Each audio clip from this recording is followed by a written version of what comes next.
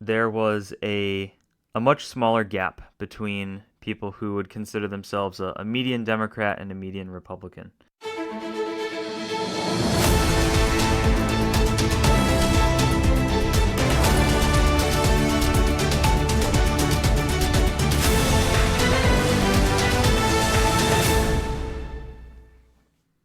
Hey everyone, let's dive into a freaking super interesting topic today.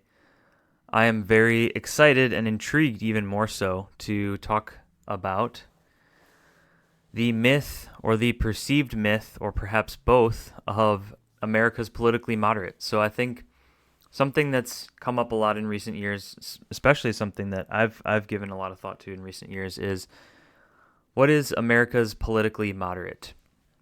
First of all, what does that even mean? And then second of all, does it exist? And then third of all, if it does exist, to what percentage does it exist? To what degree does it exist in the real world? So I guess the first thing we should do here is define who or what is politically moderate. So I guess politically moderate could be a lot of different things, and we're going to examine this in greater detail in a moment here. But the first thing I want to take a look at is what are the various types of political moderation that are out there. So on one hand, you have people who are independent. They don't identify at all with someone or with any, I guess, major political party. So they just say, I'm not necessarily undecided, but I don't identify with any of the major parties out there, or certainly not the major two parties, Democrat and Republican. Then you have people who say they're moderate and they would be happy to identify with any party that they felt offered moderate solutions or moderate policy proposals or moderate candidates in many cases. So they're kind of like your swing voters. They might vote Republican one time, they might vote Democrat another, and they're happy to put their vote behind the candidate that they feel is going to best serve the interests that they have, politically speaking. And then you have people who are undecided and who either, I guess, never vote, you could say, because they never decided, or they're undecided up until the last minute and they just kind of go with their gut. These are typically the people who are lesser of two evil type voters. They want to vote for someone who, in their eyes, is good and is going to get a good job done, but might not necessarily be the same choice they would have made if they had done a lot of homework or research on it. That's just my take on it. But we're going to look at 538's, I would say, very accurate analysis. This comes from just 2 years ago.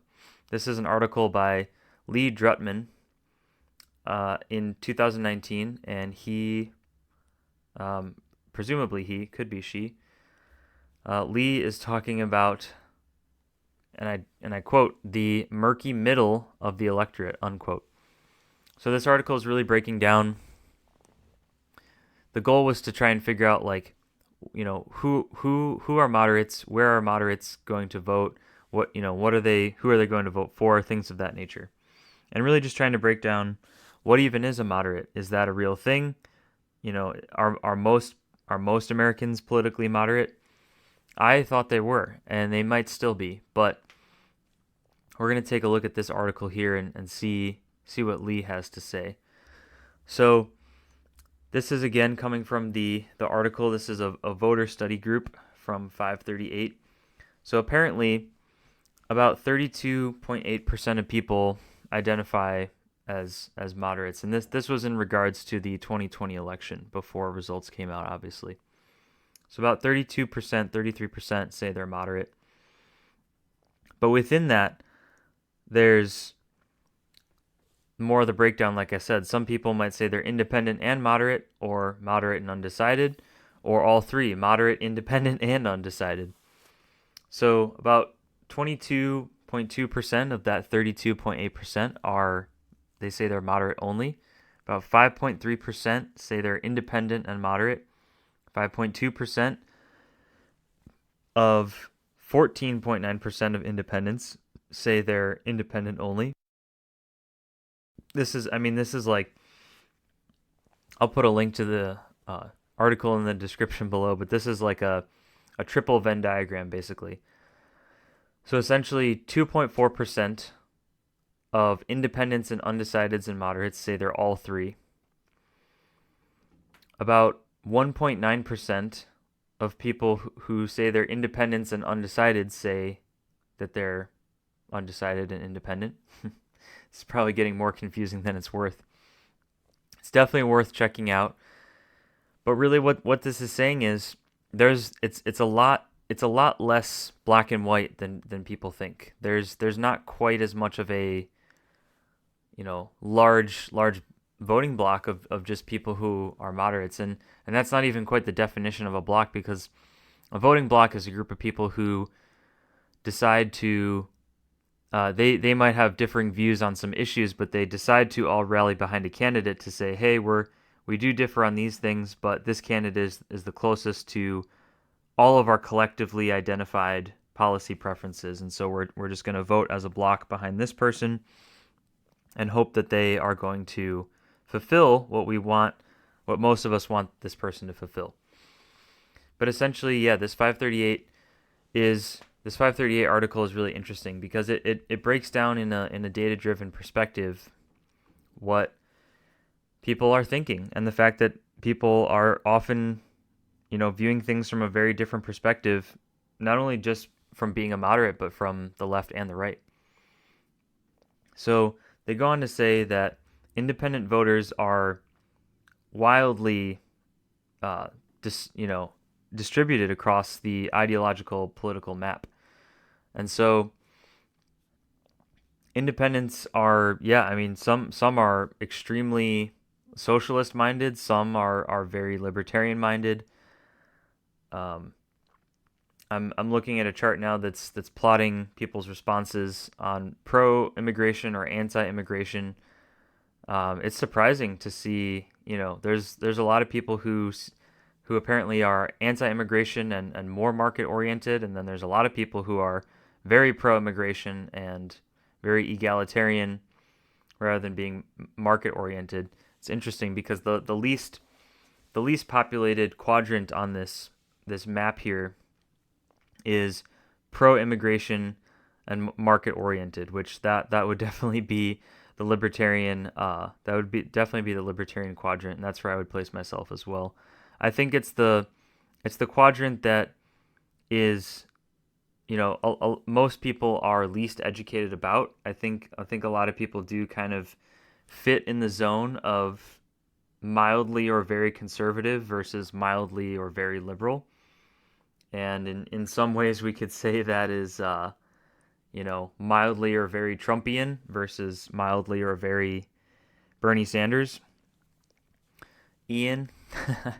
But it's also interesting because if you actually look into it, Donald Trump and Bernie Sanders actually share some political policy views. They're both, they're both cracking down on immigration, and not taking a stance that is very favorable towards immigration.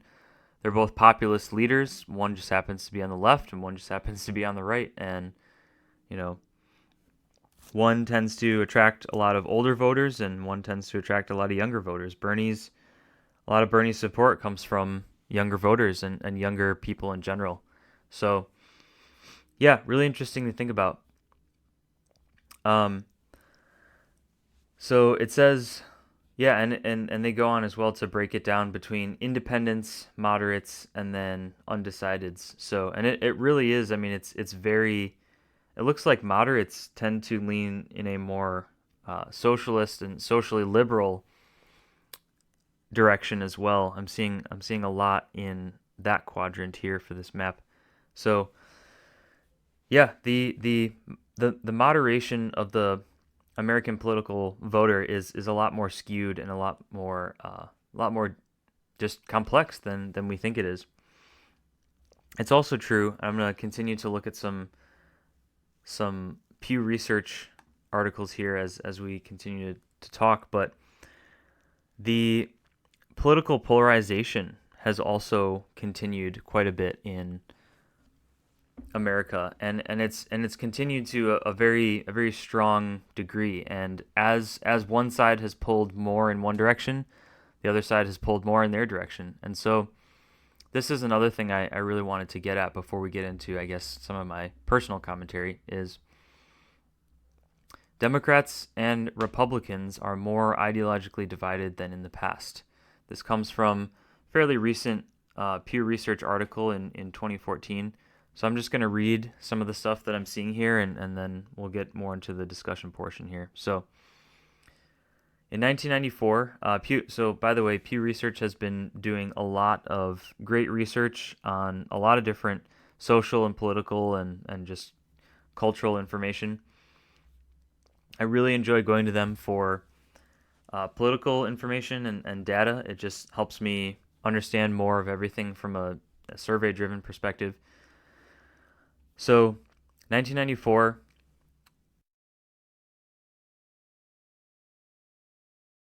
there was a much smaller gap between people who would consider themselves a median Democrat and a median Republican. And they're showing that the gap widens across the next 4 years. So into 2004 and 2014, they surveyed people on a scale of 10 political values and just wanted to see like how far did the left move to the left and how far did the right move to the right. And so, I mean, this is just one source, but it does show that the Democrats moved further to the left faster than the Republicans moved to the right. And back in 1994, there was a lot of overlap between Democrat and Republican voters, as I'm seeing here. And 2004, the Democrat bubble started getting bigger and started moving more to the left. And the Republicans actually started moving closer to the middle, believe it or not. Part of that could be maybe some, libertarian values were starting to show up a little bit more in 2004. That could have definitely been a time where, I'd have to do more research on this to speak more educated on this, but I could definitely see 2004 being a time where Republicans wanted to kind of win some ground back and not be seen necessarily by certain groups of people the way that they might have been seen at that time. But it does show in 2014, the Democrat / consistently liberal side continued to move further to the left, but this is when the Republicans also, the voters, the people surveyed on the 10 political values, the Republican bubble started moving pretty heavily to the left as well. So to the right. Can't speak today, apparently. Long story short, Democrats / liberals moved faster to the left and earlier than Republicans moved more conservative or to the right. Let's keep looking at some of the actual questions and values that the people were surveyed on during the same time period, so we can see just how much things changed. It's kind of wild to see this. So one other direct quote here from Pew Research is this is really interesting to see. They asked people, is government almost always wasteful and efficient? Or I guess basically asking people to say if they think government is almost always wasteful and efficient. Looks like about 74% of conservatives at the time said yes. About 59% of Democrats at the time said yes. And this is astonishing. In 2004, it was 48% of Democrats and 46% of Republicans. So actually more Democrats at that time were saying government is almost always wasteful and inefficient. But then Democrats went back down to 40% in 2014, and Republicans shot back up to 75%. I think without taking more time to look at this, I would have to say a lot of this has to do with, is your preferred candidate in office? Because many times people will be okay with what the other side says is wasteful spending if their preferred person is in power. Because think about it. I mean, if Trump was going to use money for something, the Republicans would be totally okay with it. And they'd be like, well, it's Trump. It's our guy. He can do whatever he wants. He can do whatever he wants. But then same thing would be with Democrats. If Obama or, you know, Biden or any other liberal, JFK, Democrat president, doing what they want him to do, and basically being a panderer to them, it's the same idea. So it's really, people are very inconsistent in this stuff sometimes. If they are if the person that they prefer is in power, they will be okay with any sort of spending for the most part. It's unfortunate but true. And yet, people have still stayed consistent on some things. Another very interesting thing to see is back in 1994, Republicans and Democrats again used to be very, very close on this. Another question was, stricter environmental laws and regulations cost too many jobs and hurt the economy. In 1994, 39% of Republicans said yes, 29% of Democrats said yes. And then all the way into 2014, 59% of Republicans said yes, stricter environmental laws and regulations cost too many jobs and hurt the economy.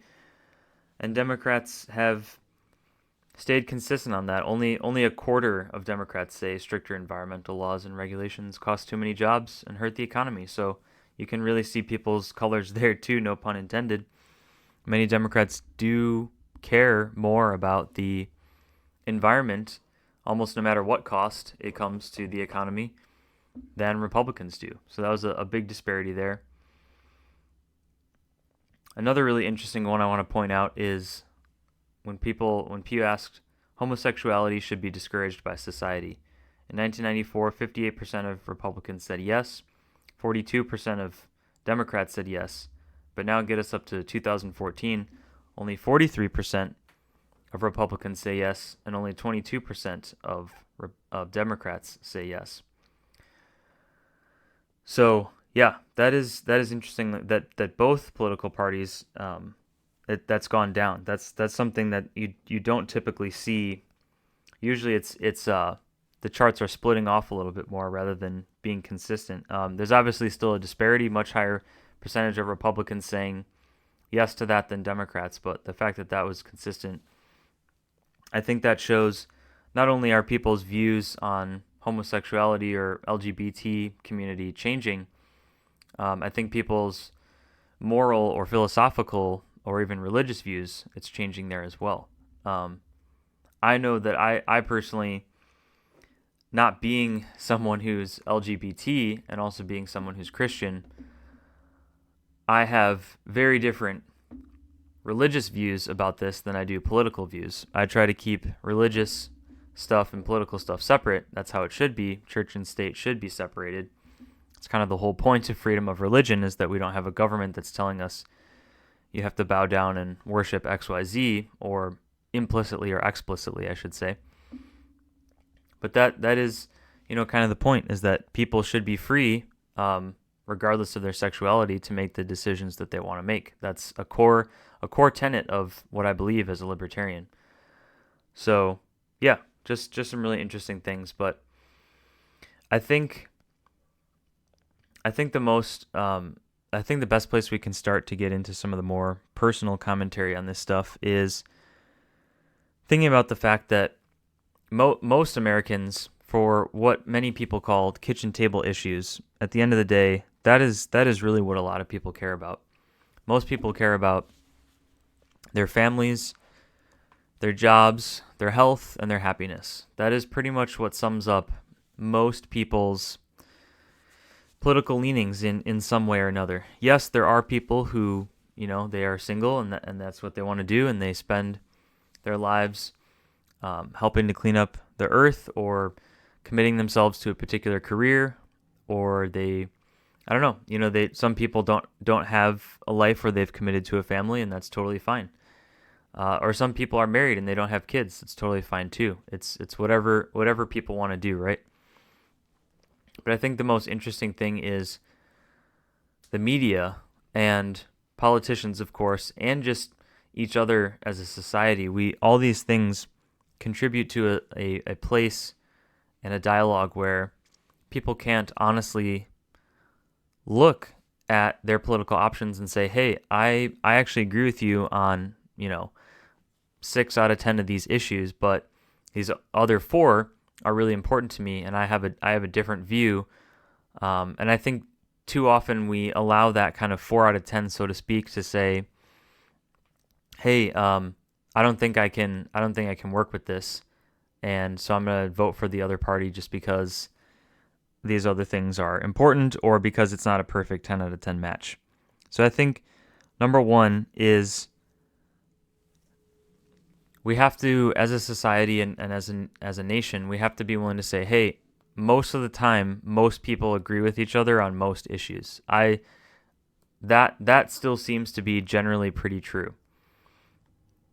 I'm going to continue to do research on that and see if I'm right or wrong. But I would have to imagine that, most people in some respect want everybody to have jobs.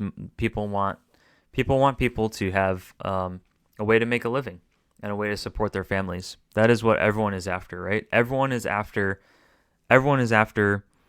the possibility of a brighter future, being able to provide for themselves, their families, take some time off, be able to give gifts at holiday times, things like that. It is a very sad story, and I guess this is number 2, that we allow the media to shape and dictate our political viewpoints and the things that we think are right versus wrong. We pay attention to media outlets, and we look for certain information from certain people, and we pretty much just go along with what they say because we trust them to be the experts, and we trust them to be, if not nonpartisan, at least to be telling the truth. But therein lies the problem, is the truth has to be nonpartisan, because you can't generate a consistent worldview without looking at things truthfully. And in order to look at things truthfully, you have to be willing to look at both sides. You can't understand a person, let alone a life, when you only know the good things about a person. You have to be able to understand the entire person, and everybody's made mistakes. But I don't want to get too far off on a tangent here. But yeah, that is essentially number 2, is that we allow the media to dictate our understandings and beliefs about political issues far more than we should. Number 3 is that, and this is my personal favorite to talk about because I think it's the biggest issue out of any of these issues, is we have, as Americans, we've accepted in large part the idea that there's only 2 parties that can ever work. Now, I understand that our particular system of government is set up in such a way that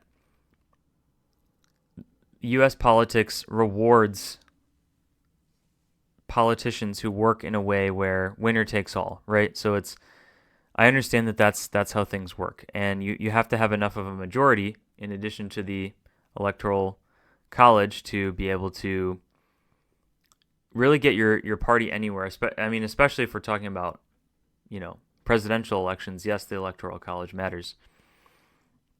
But really what we're facing is the idea that a duopoly is all that we'll ever have, and we just have to deal with Democrats and Republicans for the rest of our lives.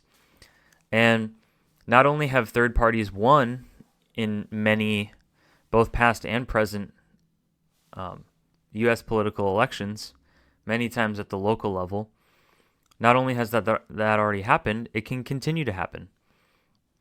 But we have to be able to, as individuals, we have to be able to look past the two-party system that the media, the schools, the government itself, and other institutions peddle, because it's the same idea that, this meme has gone around a lot, where it's like, if you're going out to get food and your friend says, well, you have to pick McDonald's or Burger King, you can't go anywhere else. Well, you could say, well, I want Taco Bell. And your friend says, no, you have to pick McDonald's or Burger King, you can't go anywhere else. And you just kind of look at them funny, and it's like, no, I want to go to Taco Bell, so I'm going to go there. It's the same idea. Burger King and McDonald's are not losing money because Taco Bell is gaining money. We're going to have to use a full episode at a future point to go into full depth about all the myths about voting third party and how people say a vote for a third party is just a vote for the opposing party or whatever, where it's like saying a vote for a third party is a vote for Hillary, or a vote for a third party is a vote for Trump. That's just not how it works. That's not how it works in the real world. That's not how it works in the political world. You're not taking a vote away from one party and giving it to another by doing a third party vote. And that's another thing that people say is, if you're consistent with that logic, that means you voted not once but 3 times, because both of the two sides are going to say, well, if you voted third party, that means you voted for the party that opposes me. But if you're consistent with that, that would mean you voted for both of the duopoly parties and the third party. And so that logic just doesn't hold up. It's not consistent. It doesn't recognize the fact that by going with a third option, you're not taking anything away. It's not a zero sum game where everybody loses because you decided to go a different route. It's everybody can do what they want. You can also not vote. You can choose not to vote for any candidate out there, and that's just as powerful, if not more powerful, than giving your vote to a third party or even anything else. So there's a lot to unpack. Another really interesting article that I want to take a look at here, also from Pew Research, and this is more recent than 2014, is they polled people on, what do you think would happen, or what's your opinion of if Trump won or if Biden won. And so 89% of Trump supporters said they would be very concerned about the country's direction, and Biden's election would lead to lasting harm to the U.S. And 90% of Biden voters said they would be very concerned about the country's direction, and Trump's election would lead to lasting harm to the U.S. So that is massive. And the only real difference here, because that's just a 1 percentage point difference, is 3% more of Trump voters said they would not be very concerned if Biden won, as opposed to 1% of Biden voters who said they would not be very concerned if Trump won.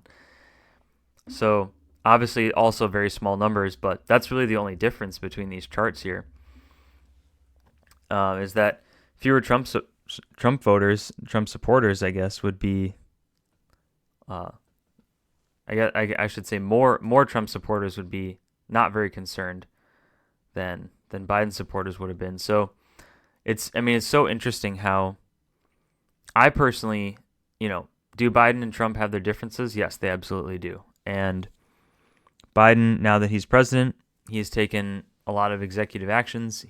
A lot of his executive actions have been about very different things, and in many times, completely polar to some of the actions that Trump took. But the fact that both Trump and Biden really hammered down on those executive orders,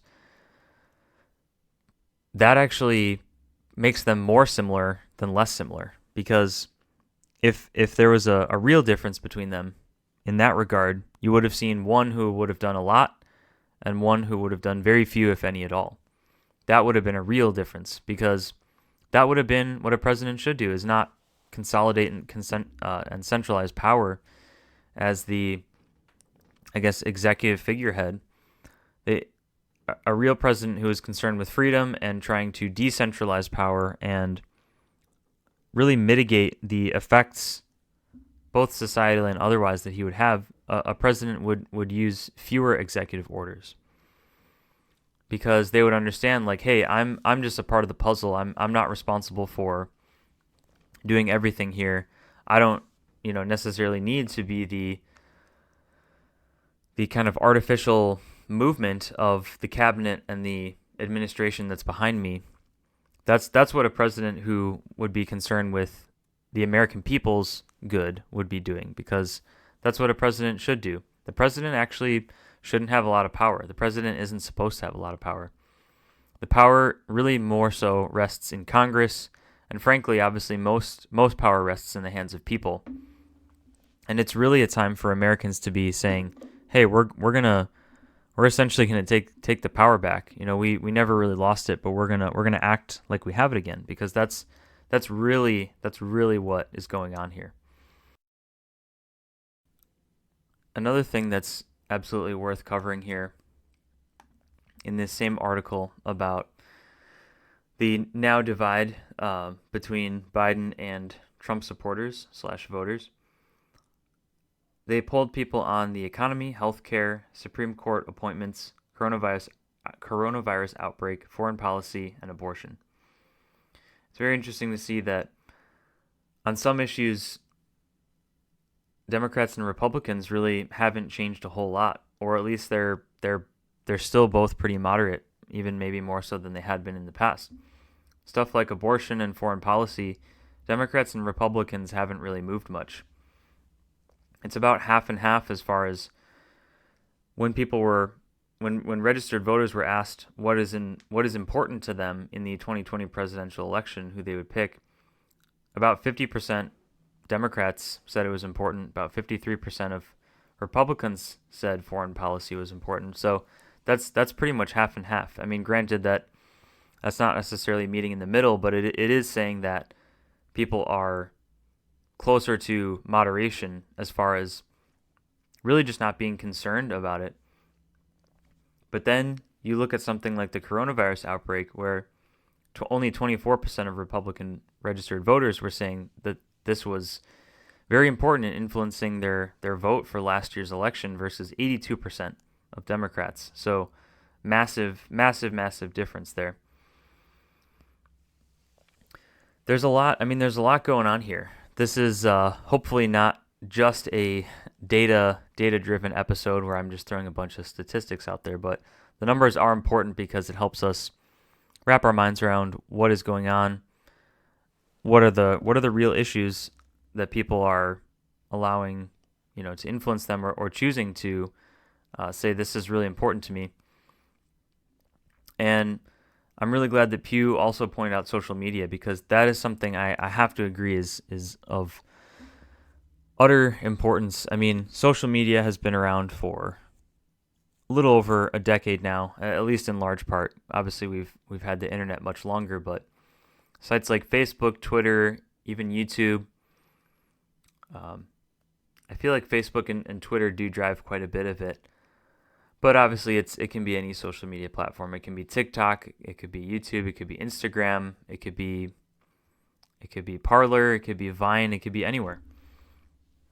And social media has just, I feel like, inflamed these discussions, where before the internet and especially before social media, you could just, when you're done with the day, or you weren't hanging out with people all day, you would just kind of go home and live your life. You had the privacy of your home,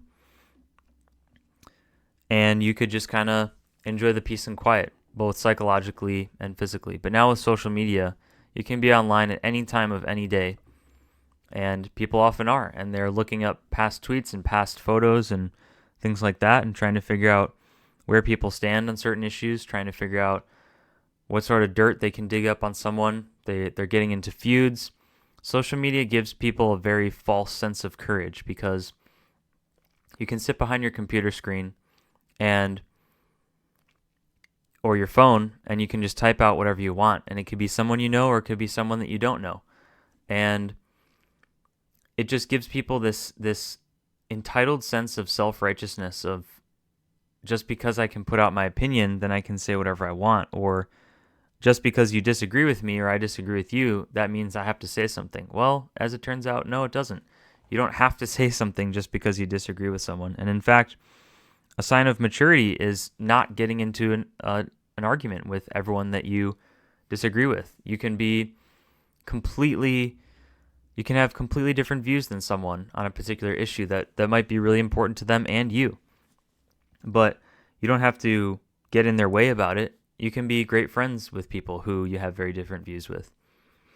I have a number of close friends who I disagree with pretty vehemently on a lot of issues, or even just some. But that doesn't have to influence the fact that I'm friends with them and that they're friends with me. I think we're losing touch with this idea of you can differ with someone and still be friends with them, or you can have differing viewpoints and still respect and appreciate a person for the work they do and the person that they are. I feel like we're losing touch with this sense of community, and even beyond community, just respect and friendship, and feeling like not everyone is out to get you, and you don't have to be out to get everyone else. It's something that is really missing from discourse today, and I'm hoping in part with Bigger Hearts, Deeper Minds, by bringing that back with just my own thoughts and future guests. We need to get to a point where we can talk about difficult issues. We can talk about things like guns and the tragic violence sometimes associated with them. We should be able to talk about abortion. We should be able to talk about human trafficking. We should be able to talk about the economy and inflation and education and healthcare. And so as I continue to go forward with this show, I'm going to continue to tackle these issues, and hopefully I'll get a little bit more eloquent in explaining my thoughts about them. But I think the biggest thing is everybody should feel like they have a seat at the table. And more importantly, anyone who wants to have a seat at the table should be able to speak respectfully and coherently. And of course, that's not a requirement. Being a libertarian, nothing is really a requirement, but there is a strong argument to be made for the fact that you can learn a lot and you can teach people a lot by being someone who's respectful to talk with, someone who's interesting to talk with, someone who can really defend their viewpoint without getting defensive. I think that's really what we're missing, being able to defend a view without getting defensive. So on that thought, I will leave it. There's probably going to be a lot more coming on this particular subtopic as well. But thank you for tuning in for today's episode, and I look forward to hearing or seeing you in another episode. Bigger Hearts, Deeper Minds offers a email list where people can subscribe and get exclusive content, behind the scenes peeks at things, as well as merch discounts, upcoming events, and a lot more that the public just simply does not get. So send a blank email to bhdm@bcast.email and you'll be signed up for our list. Again, that is bhdm@bcast.email and you'll be automatically subscribed to our list. Look forward to hearing more from you guys, and I really appreciate you supporting the show.